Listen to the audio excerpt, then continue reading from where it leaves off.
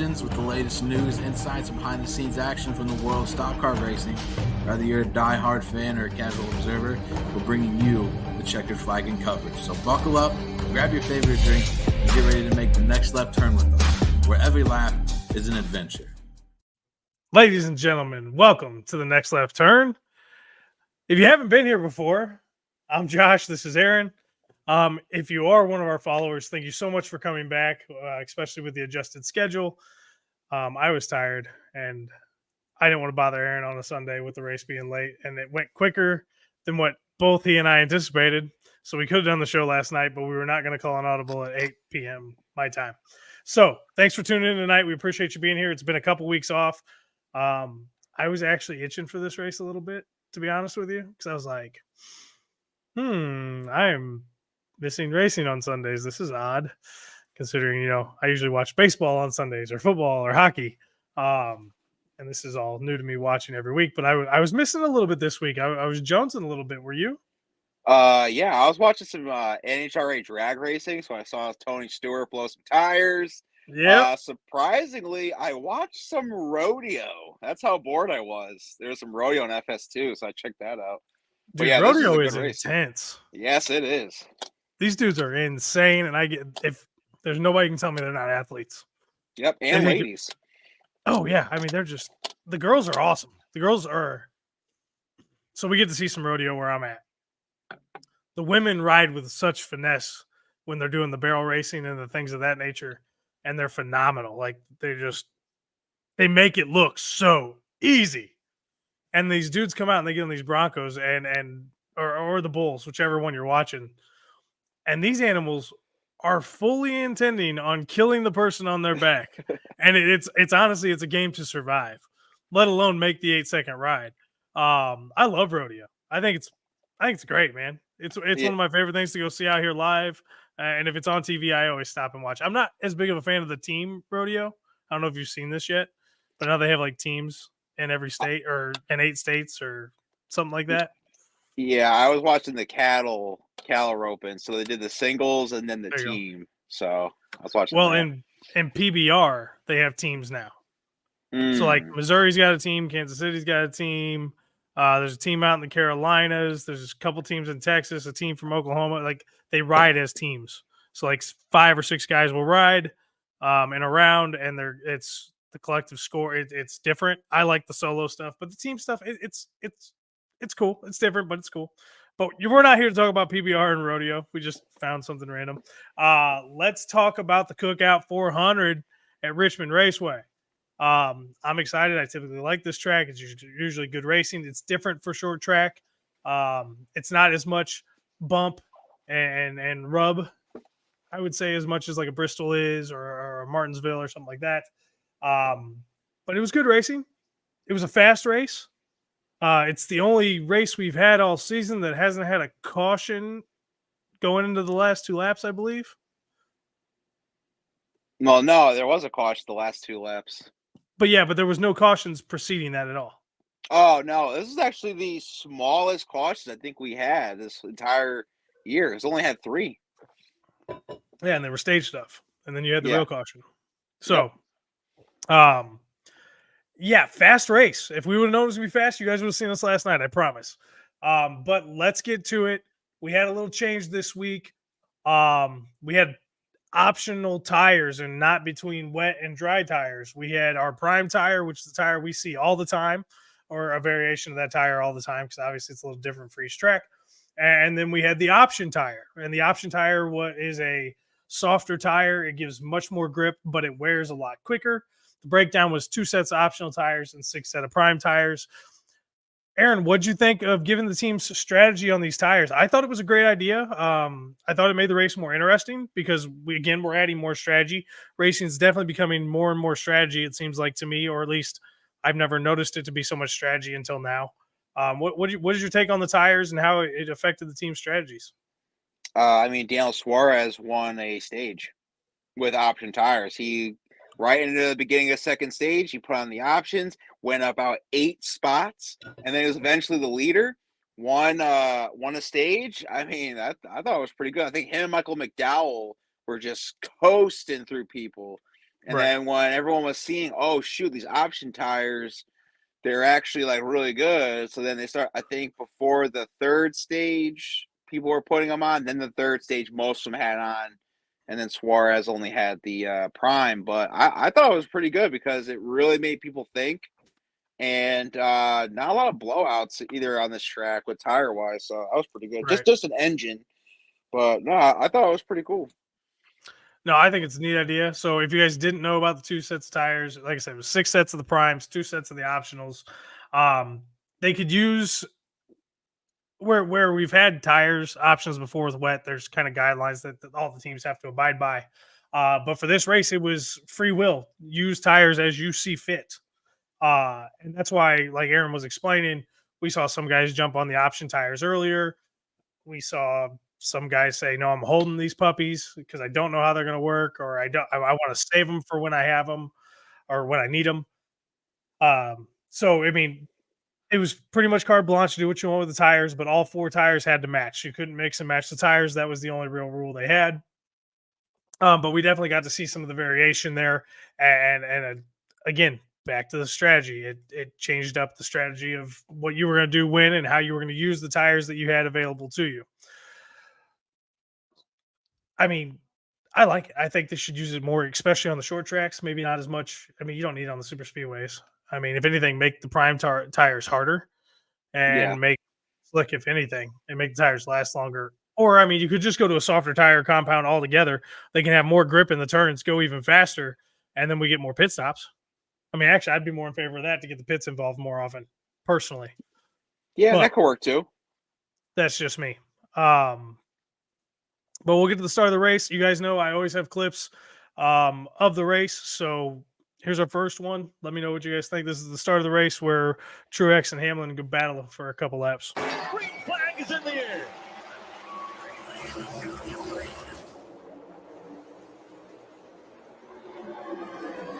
It was a strong start by Truex Jr., but Hamlin eventually gets him.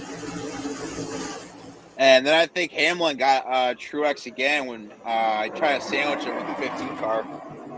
Green flag is in the air. Yeah, I mean it was a lot of passing. I mean, this was like we mentioned earlier. This race had no cautions. It was green flag the whole way. It was just clean racing from the get-go. And so there wasn't a whole lot of trading paint. I got a clip here of Bubba Wallace doing some trading some paint with Josh Berry for you guys. But like this was the extent of stage 1. There was really nothing that happened in stage 1. Bubba Wallace bump there by contact Bubba. here. He moves nice, clean, Josh Berry up the racing. racetrack. We'll see if this no beef with that equates into a pass. Right now, Josh Berry not ready to relinquish this position. Bubba Wallace completes the pass, though. Josh Berry tries the crossover move as he goes back to the inside of the 23. I mean, this is basically what you saw all of stage 1. This is just the best example I found. I mean, it was just good, clean race. The wrong direction. Wallace I think the take that only aggressiveness in stage 2 was Elliott and Truex. Yeah, they had a little bit going on. It's kind of too. I mean, Christopher Bell. So Denny Hamlin has the lead for a long time. Christopher Bell works his way up through the field, battles with Hamlin for a lap or two, and takes the lead. It was good. It was clean. There was nothing. There was no bumping. There was no rubbing to it. It was just nice, clean, good racing. Got him where he wants him now. The top of the racetrack's really good. Now, Denny Hamlin can't go to the throttle. He's got to turn the wheel a little bit more than he wants to because he's pinched on the bottom of the racetrack. That's what Bell wanted. He wanted to be able to get to the outside because now it's easier for him to do with his car what he wants to, and it's harder for Denny down there. So what really happened in this? Go ahead. Yeah, and he might have won, too, this race, Christopher Bell, if, one, he didn't make Eric Jones do a 90-degree angle in his pit box, and then, two, for the third straight Richmond race, he gets a delayed penalty out of the box for going out too fast. So I'm like, because he was actually racing really well the second stage. He would be up there with Kyle Larson this year and impressiveness if he didn't keep shooting himself in the foot. Now, you mentioned the next clip, so I'm going to give it to you. This is where the little bump comes in and it all goes Damage down. on the front of the 20 of Christopher Bell. Contact leaving the So here it pits. is. Remember, Adam Stevens at home, Chris Sherwood, Boom. the car chief, making the call. Let's listen into the radio. They're like, screw it, we're just going to do it. Outside, one outside. Come on, low. Adjust. You're good. At your mark now. Yeah, that was more exciting than I was anticipating. So obviously he wasn't planning on doing that. But I thought it was funny that the pit crew just said, we're going to do the stop now. We'll wait. And it was the smart thing to do. Let the traffic clear out, do the change, and fill the filler up, and then let him back up and get out. But still, I mean, it was he got lucky. He didn't hit the wall. Nobody got hurt. That was the most important thing. Nobody got hurt. So that was like the most exciting part of stage one, I would say. Yeah. I mean, that was the most exciting part of stage one. So just to guys give you the final rundown for stage one. This is how deep my notes are. I have 2 notes. I just want to make sure I got them both. So lap 44, Hamlin gets caught up in traffic. Bell closes in on him. Can't complete the pass right off the bat, but ends up completing the pass. Come lap 46, he takes the lead and he's gone. Hamlin misses the bottom of the track at one point, and him and Martin Truex, they rub a little bit, but it was incidental. It wasn't intentional. It wasn't trying to take position. Just kind of happened. Both cars continued on. No big deal. Christopher Bell ends up winning stage one. So he gets the stage points. Hamlin gets second. Martin Truex Jr. third. Joey Logano fourth. Bubba Wallace fifth. Chase Elliott sixth. Austin Dillon seventh. Chris Buescher eighth. Tyler Reddick ninth. And Josh Berry ends up in 10th. Nothing crazy on pit lane either here. Actually, the Bell clip. Aaron, you're muted. Why are you muted? Now you're unmuted. Dillon was in top 10 in the stage. That's really what got me. I was like, what? Austin Dillon? I thought he it was Austin picked earlier in the weekend to have a good weekend. Oh, see, I didn't know that part. I caught that Sunday morning. I read it somewhere where somebody was like, Austin Dillon's gonna have a good weekend. Well, so since we talked about that, how did you feel about not seeing I think it was either the practice or the qualifying? I guess that wasn't on anywhere on TV, but was on the app. Yeah, because of the Olympics, the faux Olympics. So the faux Olympics were taking everything over. So yeah, I was really busy this weekend. So I went to try to go find it while I was working, just so I could listen to it in the background. I couldn't find it anywhere, and I didn't have the time to mess with it and look for it on streaming service or anything. So I didn't know it was over there, but that was dumb. You guys they have a ton of affiliate stations. They could have put it on something for people who had cable or people who have a streaming service. Bad move for NASCAR on my part. That's where I do most of my prep for the show, because I'm listening to the announcers. I'm hearing about the stuff for the track. I'm listening to tires and how they got the cars are set up and the whole 9 yards. That's where I get all my info and I learn what's going on and then watch the race. And obviously we review the race. So for me, it was disappointing.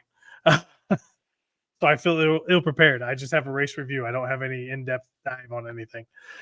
So yeah, that's how I felt about it, if I'm going to be honest. Shame on NASCAR. Shame on NBC.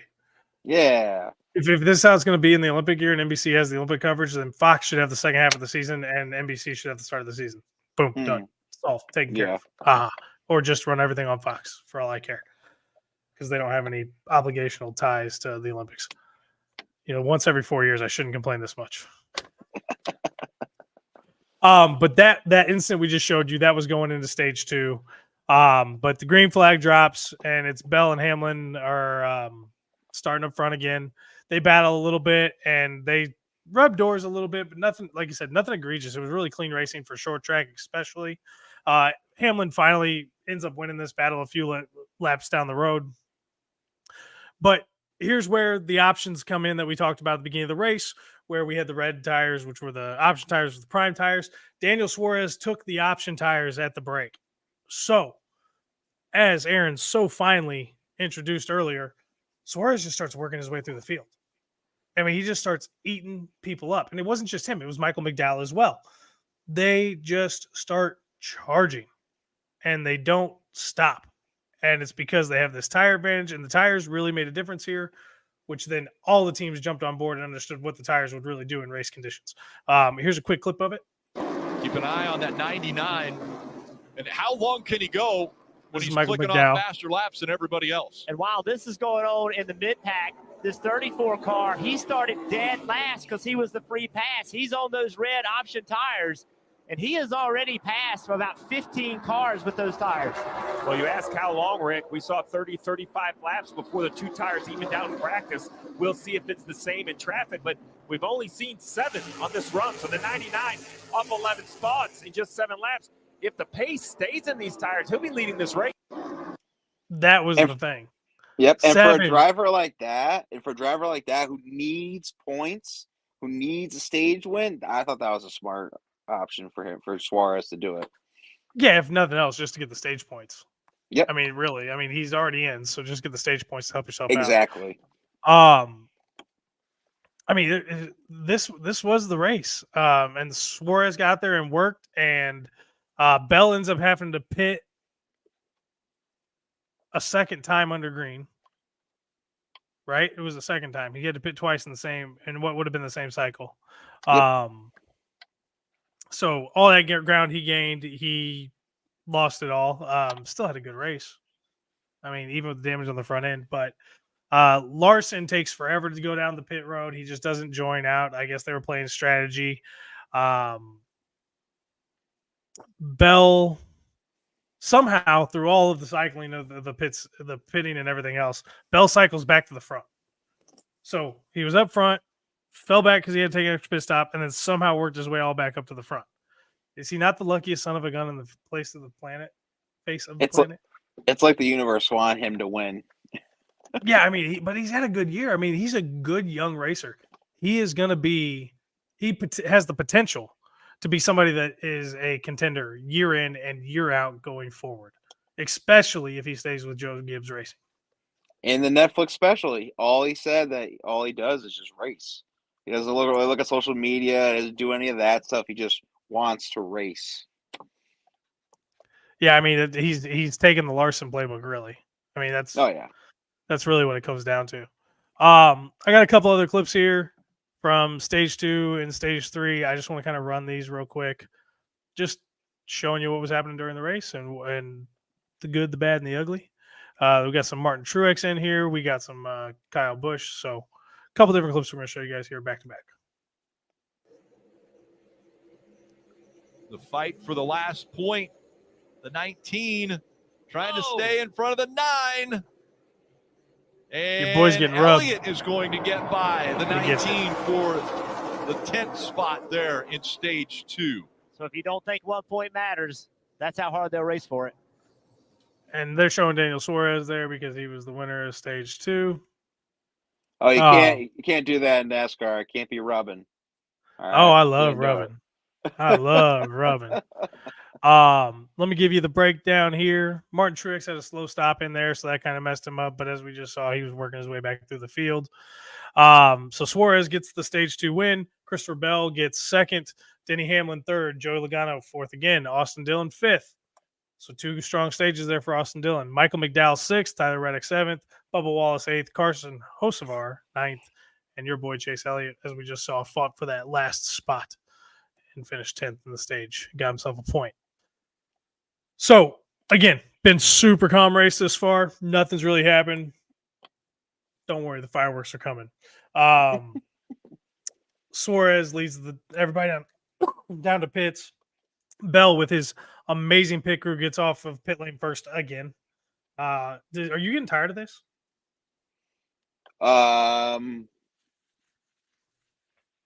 Nah. It's just interesting that this. You like happening. That his pit crew is just that good? Yeah. Is that bad or no? I'm good with it. I wish somebody else was that good too, so we'd at least be a race, like a race within a race. Now, did you see this? Is that second clip I wanted to show back to back? Did you see this? Loved it. Yeah, saw it live. If you guys didn't see this, That's Rowdy how boring is- this race was. Yeah, Kyle Rowdy Busch is can do this. cutting off. I'm assuming it's tape. Yeah, because he hurt his wrist. Yeah, Was there it you go. Indy or something? Yeah, he banged up a little bit, and it's all taped up, and it was too much tape or something. But check this out. Kyle now again with the wrist issue. He's got scissors in his and hand. Got the scissors. I was told not to run with scissors and never tried driving with scissors. He's trying to figure out how he's going to do this. It's challenging to everything that's going on inside that race car. And It's we've all done challenging this to in do our cars things on the like highway. this. Driving with a knee, Careful. driving with an elbow. Yeah, but I He's never doing it in did the race at car. like 100 miles an hour. Yeah. Well, he's not doing a. They're under caution. True, I guess. And I mean, is he so gonna they're only cut doing like completely off or 65. just I maybe mean, loosen still. it up a little bit. What a feat, man! He's sitting here cutting off his tape while he's trying to drive. Try to get his glove back on before we go racing here. I know one thing he's going to ask for this week is a sharper. And set. I almost wanted to pick him on this track because I believe he has 6 wins at Richmond. And I was gonna pick him, and I was like, nope. And it's a good thing I didn't because I think he was a lap. Oh, no, he was 2 laps down at one point, and then he was a lap down, I think, to end it in the race. All right, so yeah, I mean he was there, but still impressive. I mean, No, there's no way I'm that's a handling skill. scissors while I'm driving. That's just not going to happen. So when the green flag drops, Bell gets out up front. He clears everybody into turn 1. I mean, he was by himself. Hamlin follows him in, and he takes second from Suarez. And Suarez drops in a hurry because he was on the prime tire. That's how big of a difference fresh tires, the fresh option tires made versus the fresh prime tire. It was that much more grip, that much quicker in the run, and they could just move. And he fell kind of like a stone, just back down and just sunk. At this point, Truex blows an engine. He ends up being the first car out of the race. Again, not from contact, but he blows an engine, pulls it down pit lane. It took him all of about 30 seconds to say, yep, it's over, it's done. So he was the first car out, finishes in last place, which adds more drama to the point standings for the playoffs because at the beginning of this race, or at the time that he went out, he was 101 points up and he was looking pretty secure, but he lost almost 30 points, I think it was, or 20 something points, because he ended up being the first car out of the race, but he did get some stage points earlier in the race. So it kind of offset a little bit. Do you think this will hinder Truex Jr.? Do you think this is going to bite him in the butt and he doesn't make the playoffs? Or do you think he's got enough? If there's not all new winners and winners lock up the spots, can he get in with the points? Or do you think this is a major issue for him? No, I think the bottom, like 3 to 4, it's not too bad. I know Bubba is in right now, but he's hanging on by a thread, which is nuts because he's been racing his face off. Ty Gibbs, I think he might get out. So I think Truex has a chance. But again, all you need to do is win. If you win, you're in. Winning and you're in. So it all depends. But I think Truex should be fine. It's Bubba that I'm worried about because he's in, but he's hanging on by a thread. He's been racing great, I think, the last 2-3 races. Yeah. So we get to the 280-ish laps range, 280s. And Bell's in the lead at this point, and he goes to start another pit cycle. Or the pit cycle's already in process at this point. And you got guys with the prime tires, you got guys with the option tires. Teams are all over the place in strategy right now with what tires they get on. And this is, I believe, where Bell puts on prime tires to save his last set of option tires. But like Aaron previewed earlier in the show, he ends up speeding through pit lane. He ends up having to do a pass-through penalty for that later. So him and Bowman. Yep. Yeah, yes. Yeah, you're right. Bowman's in my next line. Sorry. You beat me to it. You're reading my mind. Great minds think alike. So they both end up serving penalties. Bell has to drop back down.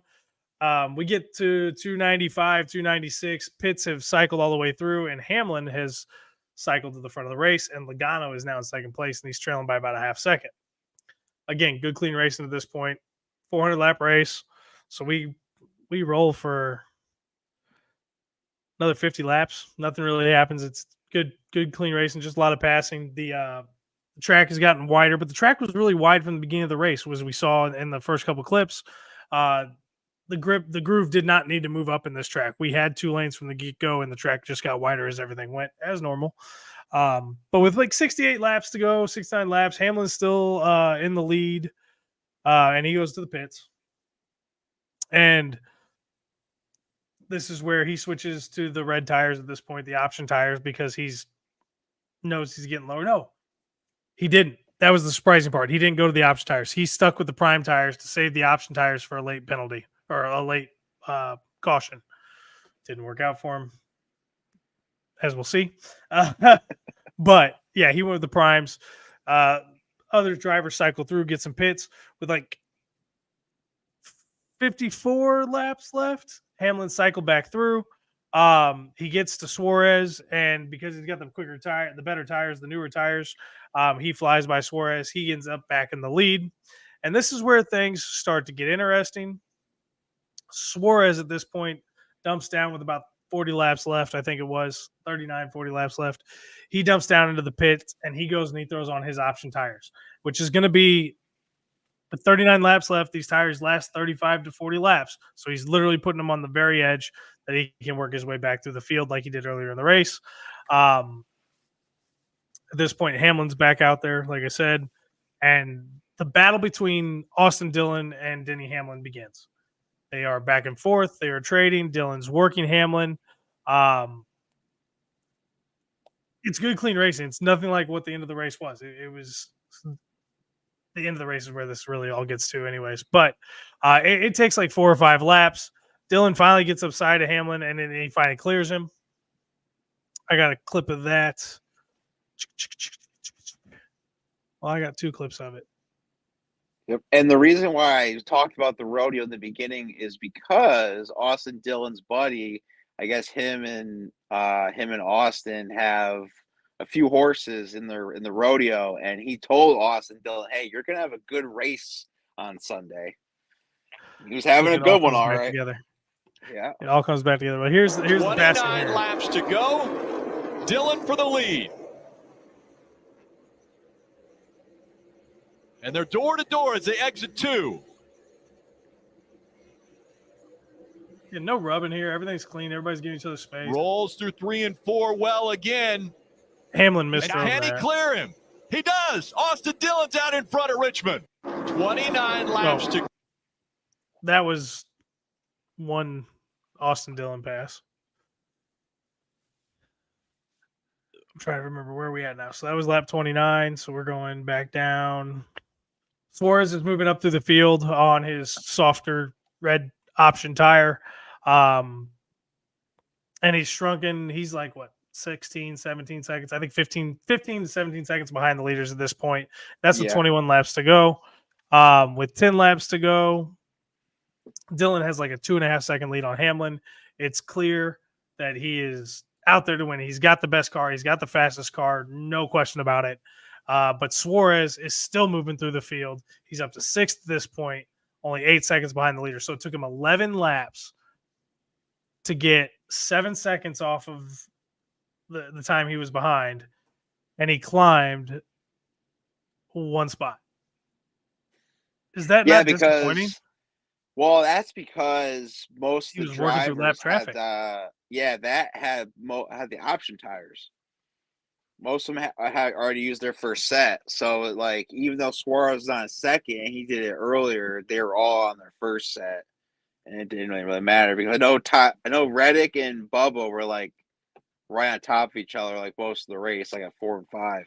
Like, they weren't budging. Yeah, I mean, it was a little intense. But still, Suarez was, I mean, he was just, that softer compound, man, he could work it. His car was set up to work with that softer compound, hands down. Yeah. I mean, it was phenomenal, the work he was putting in. So we get a little late caution. We finally get a real caution in this race. It's Ricky Stenhouse and Ryan Preece. They're just battling for position. And this looks awkward. So I'm really interested in Aaron's take on this because we haven't really gone over this yet. And this is right in front of Austin Dillon. He's the leader.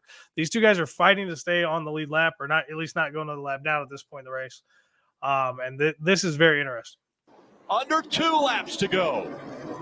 Whoa! And the caution's going to come out right there with under 2 laps remaining. It happened right in front of him. It looked like just a little bump. Whoa! Yeah, but and it almost looks like, hold on. We're going to slow this down. We didn't do this. Freaking Ryan Priest does it again, though. My he's God. Watch his tire. Watch that right front. Watch the right front of the car and see if you see a little bump in it. Because I think this is what caused it. Laps to go. Whoa! And the caution's going to come out right there with under 2 laps remaining. Whoa! I think Ricky Stenhouse, and we'll talk about this when it happens, but it looks like, was that turn 3? Yeah, I think so. That is where if you're down below like that, you have to come up. And that's, I think, what Stenhouse was doing. And they just kind of, boop, because I think it looks like Ryan Priest is taking that turn, and Ricky's all the way at the bottom. He's like, oh, shoot, I got turn 2. So I think it just went like that, like a worlds collide type thing, which I think is what happened in the overtime, but we'll see. No, that's not what happened in the overtime. No, well, I guess you got to keep watching, folks. Yeah, keep watching. This is where it's going to get good, guys. This is where it gets good. I promise. So we get the caution. We get some overtime, like we're obviously hinting to. And I mean, listen, a caution with 2 laps left, it's automatic overtime. So yeah, it's automatic overtime. And I'm gonna give you the clip. It's like 2 minutes and 20 seconds long. Get to watch the whole thing. I got a couple other clips to show after this. We're gonna go through it all. But this is the race right here. One more time around for Logano. The white flag's in the air. If Dillon gets to him, there will be contact. It was so for anyone that didn't know, can't do it in 1 and 2. Logano took the lead. Logano looks back. He has a car link now. Joey Logano through 3 and 4 for the final time. There's the contact. He does get to him. The 11 on the inside. He gets into the wall. Dillon's going to win it at the line. Yeah, that part, I think Denny Hamlin is just in the wrong spot. I don't think so. But even so, Denny Hamlin's done that too to cars, so it's not anything new. It's just he's going to go on the opposite side instead of him doing it. Because he did it to Chase Elliott when Chase Elliott was a 24 car, turned him exactly like that to win the race. So it's like I have no sympathy for these guys. Joey Logano's done the same thing to William Byron, did to Matt Kenseth. He's done it for a good amount of his career. So it is what it is. And you got to win at all costs. Win and you're in. That's the format of NASCAR. There's no rules talking about this. And everyone who either, hates Joey Logano and Denny Hamlin, they're on their side for this. Makes no sense. No, Austin Dillon's not going to get suspended. He's not going to vacate the win. This is what NASCAR wanted, and that's what they're going to get. I don't think they vacate the win, but I think he is going to get in trouble. I think we're looking at a 1 race suspension. Here's why. If you listen, have you heard the audio from the spotter? I haven't heard it yet. I've watched a lot of NASCAR stuff today to get prepared for this, to hear everyone's opinions, but I have not heard it. Apparently, he says wreck him, after he already dumps Logano. So this is factual. This is what happened. This is why it's going to get reviewed, and this is why I think there's going to be a suspension. And if it's not just for the driver, it's going to be for the spotter too.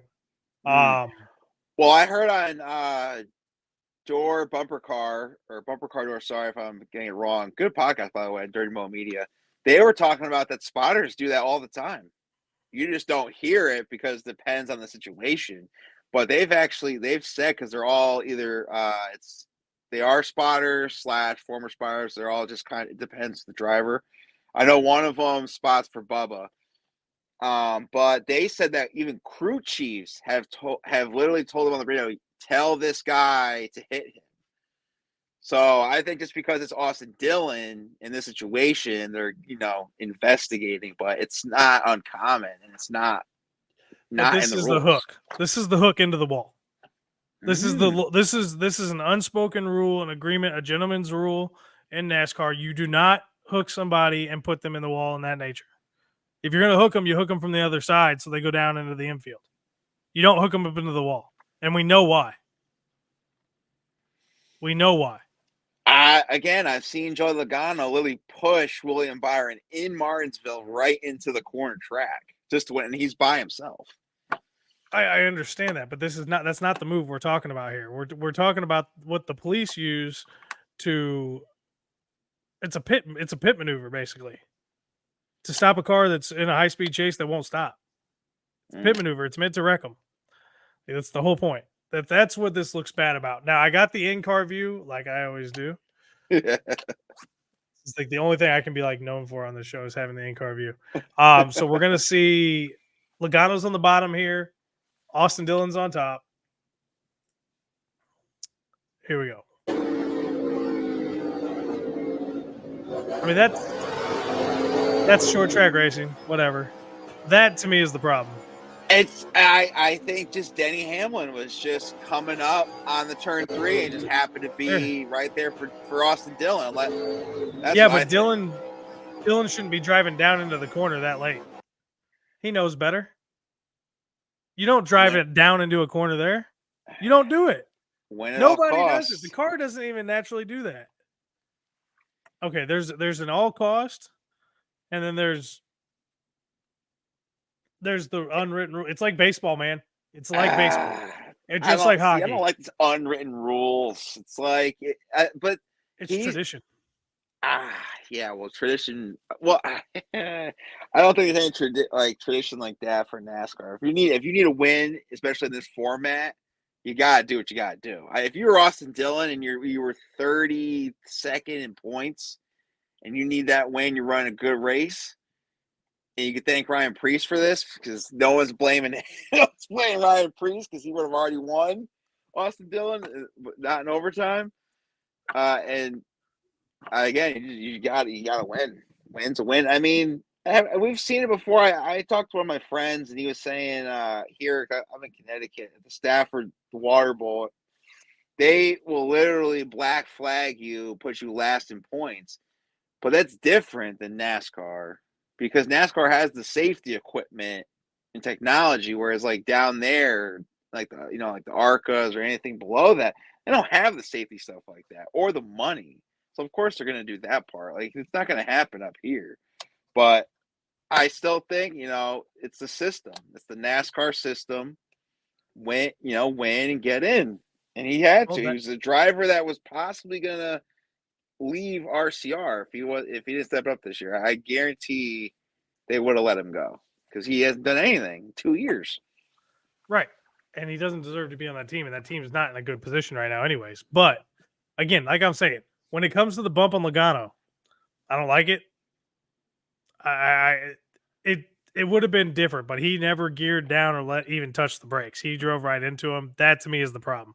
It's if he would have been closer and then just bumped him, that to me, that's racing. That was not racing. He deliberately drove into the rear bumper. That wasn't just a bump. That was I'm coming. I'm going through you regardless. So I don't like it. I'm not going to complain about it though because that's racing on a short track. It happens.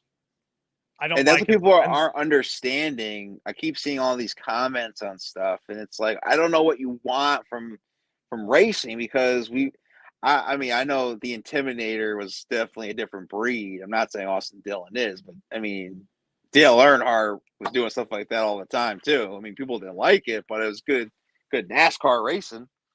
Right. And like I said, so I'm not like against it. And this just goes to what we're saying. These are the type of races that will make watching way more fun. Yeah. No, I'm with you. It does make it more fun. Yeah. And but it's just crazy.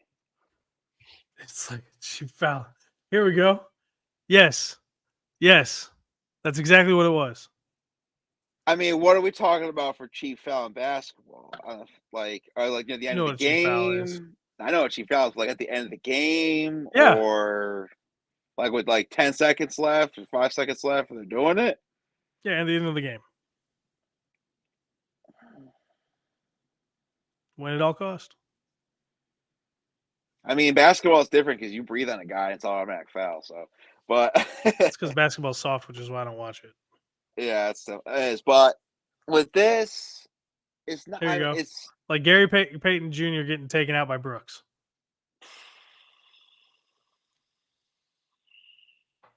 No, because back then in basketball, it was fine. They just do it now because they want to make it soft so they get more people to watch. If you do this in NASCAR, you're going to get more fans. Like, I was seeing people cheering that this happened to those two drivers who have done it for most of their careers, and nothing's happened. I mean, the Joey Logano Matt Kenseth one from 11 years ago at Martinsville was a pretty bad one. No one said anything about that. They were all cheering. So that's what I'm saying. I don't understand it. And maybe I'm on that get off my porch, a boomer, with NASCAR, with racing, but I am okay with this. What I'm not okay with is what Joey Logano did after the race. There was no need for that. Hold on, we'll get to that. We'll get to that. Hold on, we'll get there. Yeah, that was egregious. You're always jumping ahead on me. I get in the moment because I actually watched the race. You know. Hey, it was a rough weekend. I actually forgot we even had a race until Saturday afternoon. I was trying to watch an ARCA race because I guess Greg Biffle was going to be in it, but I missed it. I thought it was next week or our first week back. I almost screwed it up. Oh, okay, good then. I didn't miss it. So, no, I just again the contact with Logano doesn't bother me nearly as much as what happened with Hamlin. You think Hamlin was just coming up? Yeah, it doesn't matter if there's no rules. There's certain things you just don't do. Just okay. Hold on, Aaron. Let me make my point, and then you can tell me I'm wrong. Or if you tell me I'm wrong, we're gonna have a conversation after the show. It's like your best friend been dating a girl for a long time. They break up. You guys were always friends, and then you go and start talking to his girl. That's an unwritten, unspoken rule between dudes.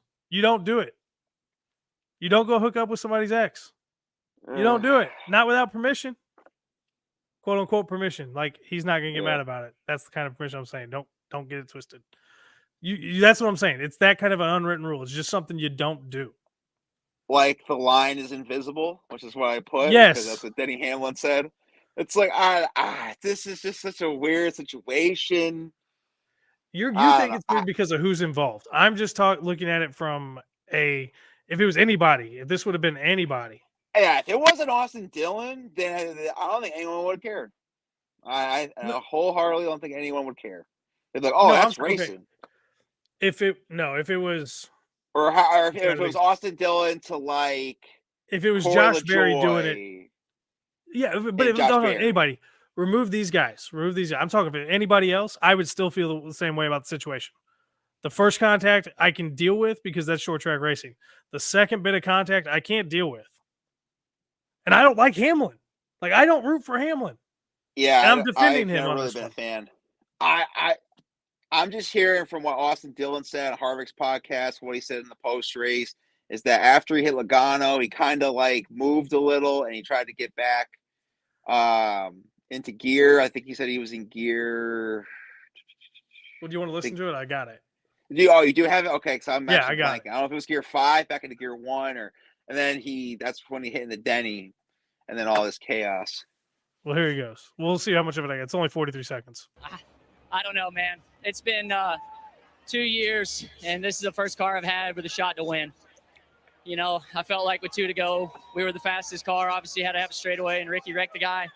I hate to do that, but sometimes you just got to have it. And I got to thank the good Lord above. It's been tough for the last 2 years, man, and I care about RCR, these fans, my wife, and this is my first for my baby girl. It means a lot. I hate it, but I had to do it. You can see the emotion for you and what this means to you and RCR. What did you say to yourself going down the backstretch? What were you willing to do to put it in the playoffs? Whatever it takes. Whatever it takes.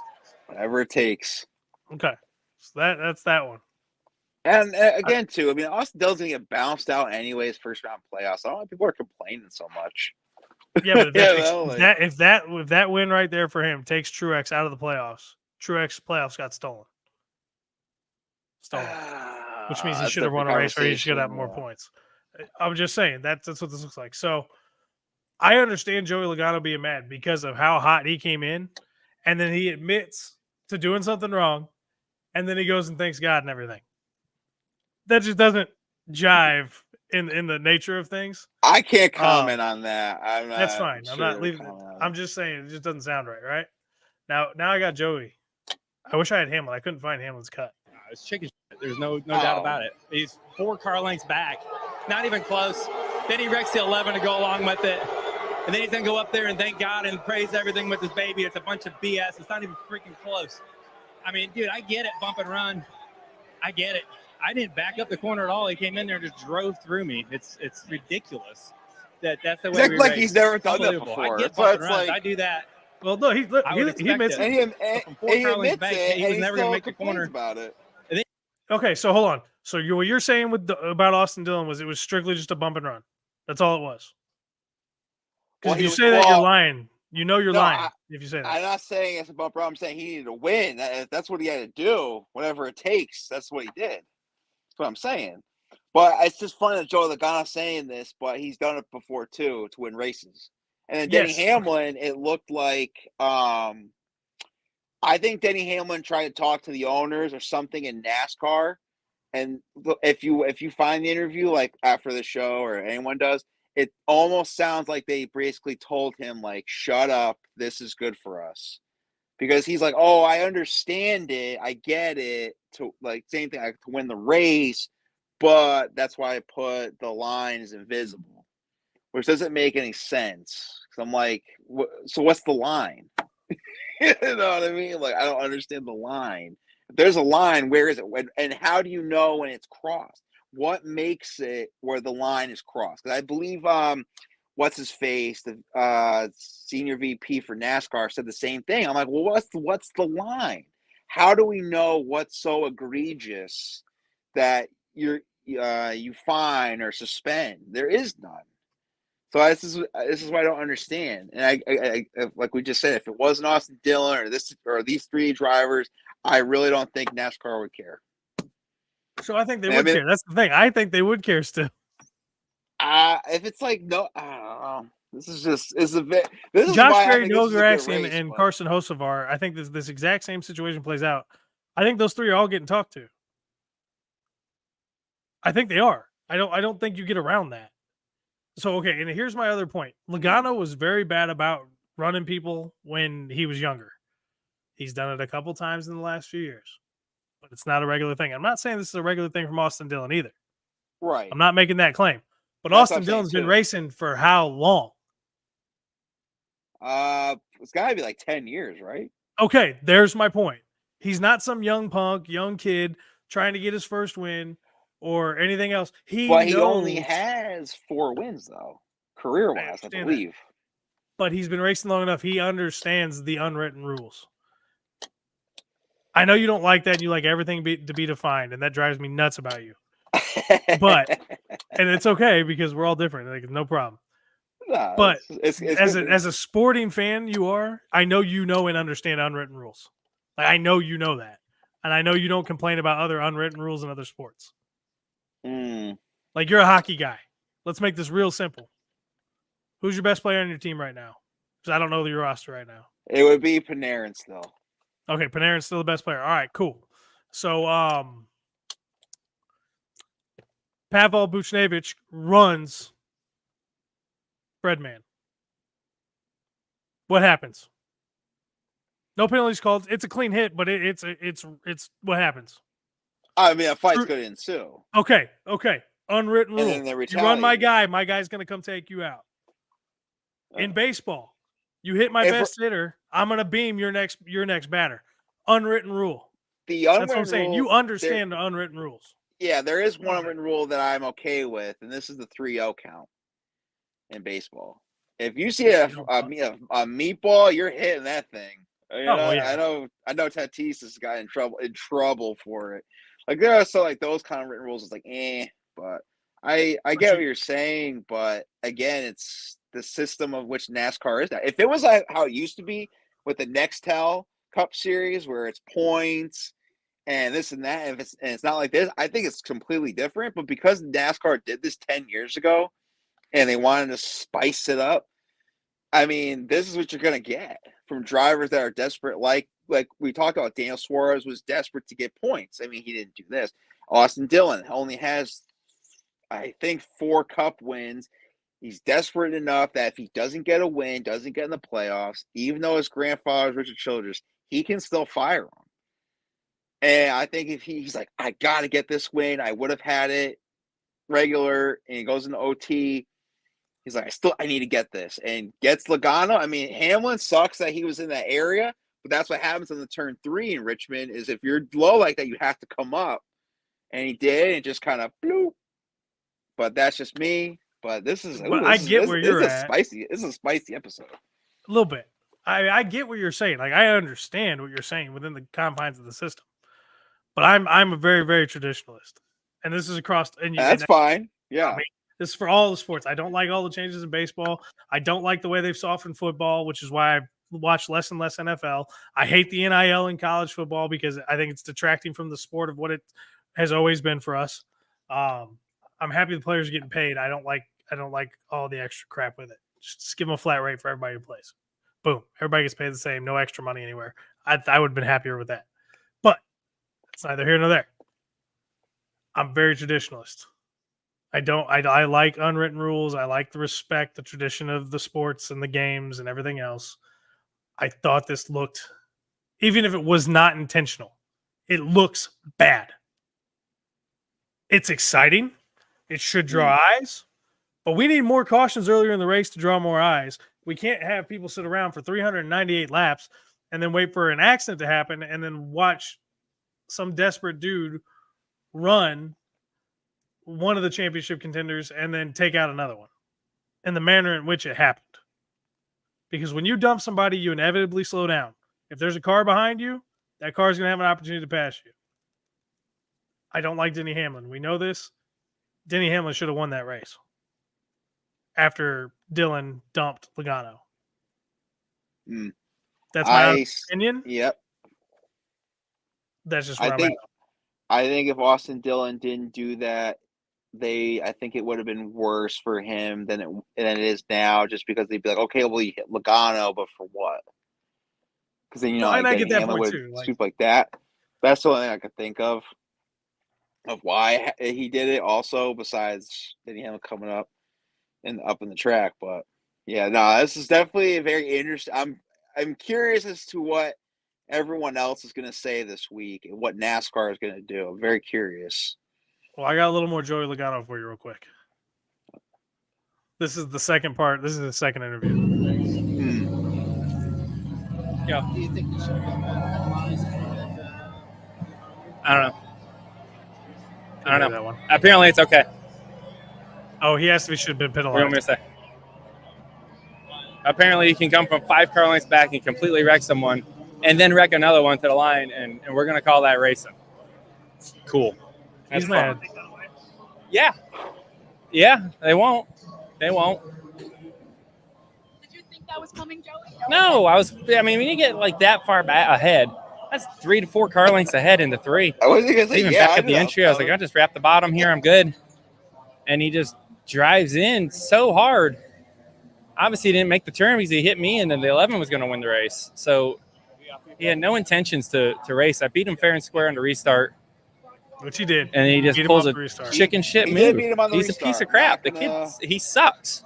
He's sucked his whole career. And now he's going to be in the playoffs, and good for him, I guess. He's blaming Austin Dillon, but this is the NASCAR system. Something back. Is that unfair? Well, you're asking me, and I just got out of the car. I don't know what I'm going to do yet. But I know it's ridiculous, and you can't stand for it. I can tell you that much. I don't know what I'm supposed to do next. Obviously, I got to think about it, but you can't let shit like that happen. He is mad. Yeah.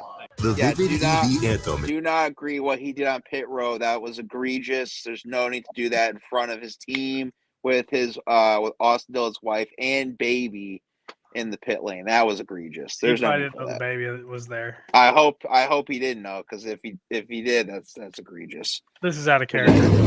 Yeah, there's no need for this. I think this is the after. Oh, this is the afterward. We all know what happens. He did a burnout in pit road. Yeah, you don't do that. But yeah. Yeah, he's getting chewed by the official there. Yeah, definitely a good way to start off the second half-ish from Paris, I guess, if you want to call a second half. Yeah. Curious with 3 more races to go and then playoffs. So, yeah, I mean, 3 races to go and then playoffs. Let me get through the finishing order here now, because obviously there was a wreck at the end and things changed. So Austin Dillon gets the W, facing suspension, possibly. Denny Hamlin, this is the part I didn't like. See, this is where I don't like Denny Hamlin. Denny Hamlin didn't cross the finish line second, and he should have won. Did not. So he finished across the finish line like 7th, and they moved him up to 2nd because of the wreck. This is where I don't. This is where I get upset.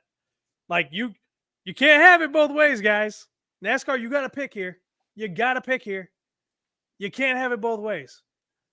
Just because Mr. Denny Hamlin got taken out, just like Mr. Joey Logano did, Joey Logano still finished like 19th. Why did Denny Hamlin's place get elevated? Makes 0 sense. Not going to go any more around from that. But Austin Dillon gets the win. Owner. Yeah, shut up. I know. That's exactly what happened. But Denny Hamlin gets 2nd somehow, magically. Poof. Tyler Reddick gets 3rd. Bubba Wallace 4th. Ross Chastain 5th. All these guys needed to be up there. Christopher Bell ends up 6th. This dude should have won the race. Honestly, he had the best car. He just had some issues. Kyle Larson 7th was almost unheard of all day. Carson Hocevar with the top 10 gets 8th. Your boy Chase Elliott gets 9th. Daniel Suarez gets 10th, so he picked up more playoff points. Ryan Blaney 11th. Kyle Busch 12th, so he had a good finish. William Byron 13th. Josh Berry 14th. Michael McDowell 15th. Todd Gilliland 16th. Brad, the submarine man, Keselowski 17th. Chris, his teammate, Chris Buescher 18th. Joey Logano gets 19th somehow. I don't know why his spot didn't get moved up. Noah Gragson 20th. Ty Gibbs 21st. Chase Briscoe 22nd. Zane Smith 23rd. Austin Cindric 24th. Ryan Preece 25th. Ty Dillon 26th. Justin Haley 27th. Alex Bowman 28th. Eric Jones 29th. Daniel Hemrick 30th. John Hummer Nemechek 31st. Harrison Burton 32nd. Riley Herbst, another part-time driver, 33rd. Corey LaJoie 34th, who is out of a ride right now and does not have a place to go next year, and his ride has not been filled yet. Parker Retzlaff 35th. Ricky Stenhouse Jr. 36th. And Martin Truex Jr. 37th. Yeah, just very, very weird. Shout out to Tyler Reddick, though. I believe he, out of all the drivers, he has the most top 5s and most top 10s this year. Yeah, insane. Hats off. He's having a great season. He's been fantastic this year.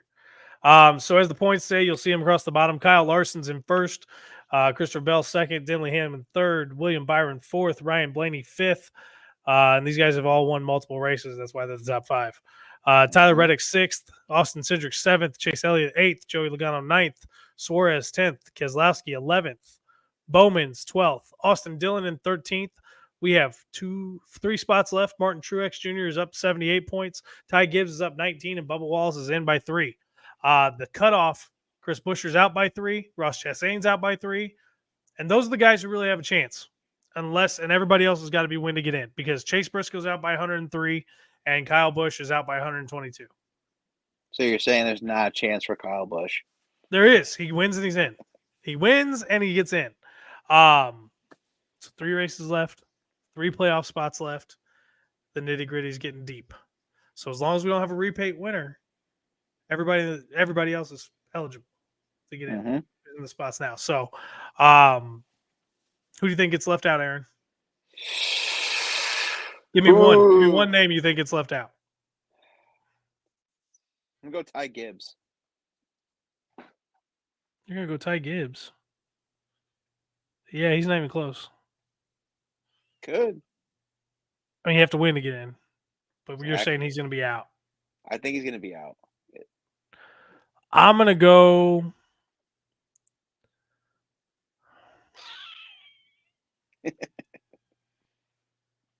I could have made it easy and said Kyle Busch, but I think Kyle Busch is good at Michigan. So I think it's going to be Bubba Wallace.